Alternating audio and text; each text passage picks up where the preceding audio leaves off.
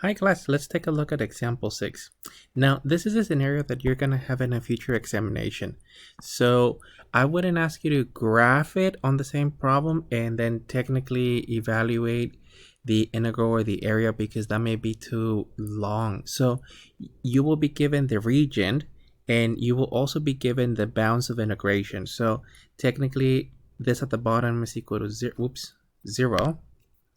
And then it's enclosing the curve at the actual value of pi over 2. So that's what we're given on this one. That's what that's actually, that's what actually includes the area on the first quadrant. And on area problems, you're going to have two scenarios. So let me actually go back to the formulas. So these are your scenarios. So if you just have a single function, then we're just looking at this formula from, well, technically A to B. They're using alpha and beta. And then don't forget to square that. And if you do have two functions, well, then you're going to get the outer one minus the inner one. And then this formula, don't forget the 1/2. It's going to calculate the area in between those two. So same idea, I will be giving you these. For the homework questions though, you may have to use Desmos to find those bounds. Okay, so let's take a look at this one. So the total area on the first quadrant, and they're talking about area. So total area, it's going to be equal to, and the formula has the 1/2, and in this case it'll be from 0 to pi over 2 of the values of r squared and technically d theta. And I'm just using the first formula. So you do have the 1/2 and then the r squared. So going back to the problem,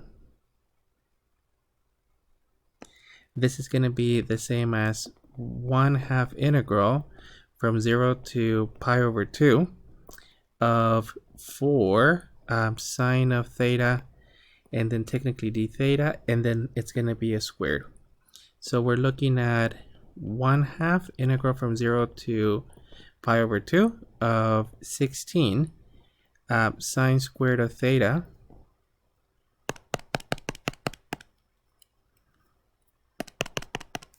so 16 sine squared of theta d theta, and then we can further simplify, and let me rewrite it as, well, this is equivalent to that's going to be 8 the integral from 0 to pi over 2 of the values of sine squared of theta d theta. And let me use the formula.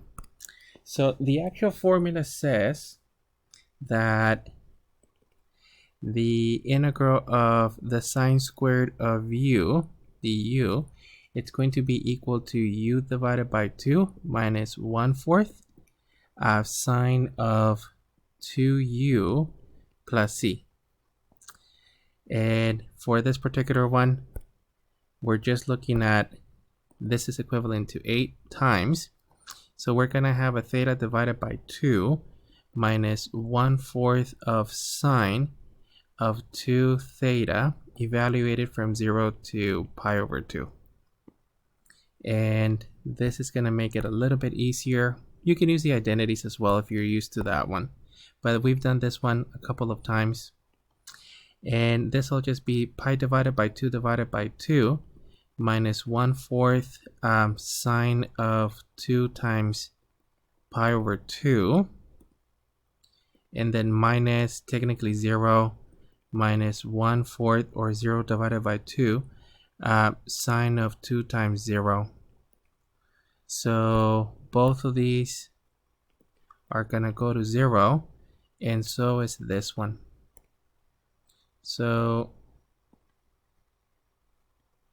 we're looking at this one being 8 times only a pi over 4. So I'm looking at 2 pi. So for this one, the total area in the first quadrant is equal to 2 pi.